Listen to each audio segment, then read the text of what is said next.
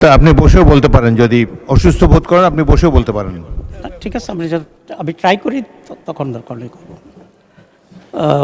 সেই জন্য ফুল bed rest দেওয়ার কারণে আমি অনেকটা হসপিটালে ছিলাম, বাকি অধিবেশনের দিনগুলোতে হাজির হতে পারিনি।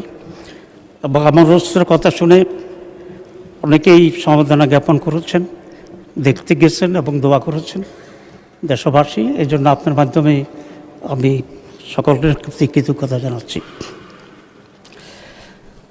মাননীয় স্পিকার,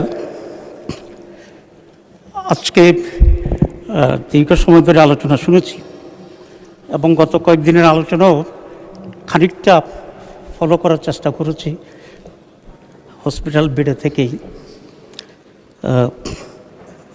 আমার কাছে একটা বিষয় মনে হচ্ছিল আজকের আলোচনা শুনে, যে আজকে যারা সরকারি দলের বেঞ্চে আছেন তারা বোধহয় আওয়ামী লীগ থেকে, আর আমরা এদিকে যারা আছি তারা বোধহয় জামাত বিএনপির সংসদ সদস্য। কারণ হচ্ছে, আওয়ামী লীগ যখন ক্ষমতায় ছিল, আমরা বিরোধী দলে ছিলাম, তখন আওয়ামী লীগ যে ভাষায়, যে ভঙ্গিতে, যে স্পিরিটে যে বিষয়ে জামাতের বিরুদ্ধে বলতো এবং কন্ডেম করতো, ঠিক আজকে সরকারি দলের ওই সাইড থেকে একই ধরনের আচরণ আমরা লক্ষ্য করছি।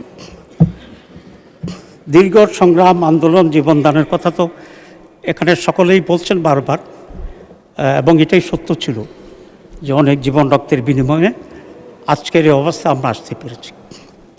এবং এই সংগ্রামে বিএনপি, জামাত, অন্যান্য দলগুলো আওয়ামী লীগের বিরুদ্ধে সমভাবেই সংগ্রামে আমরা একত্রিত ছিলাম।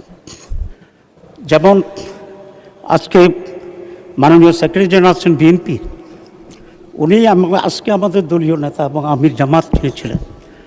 তারা সকলে অনেক সময় গোপনে একই গাড়িতে চড়ে ঘুরে ঘুরে আওয়ামী লীগ বিরোধী আন্দোলনে কর্মকৌশল ঠিক করেছিলেন এবং প্রোগ্রাম ঠিক করেছিলেন। কিন্তু আজকে এটা মনে হচ্ছে যে আমরা বোধহয় সবসময় এক পক্ষে ছিলাম এবং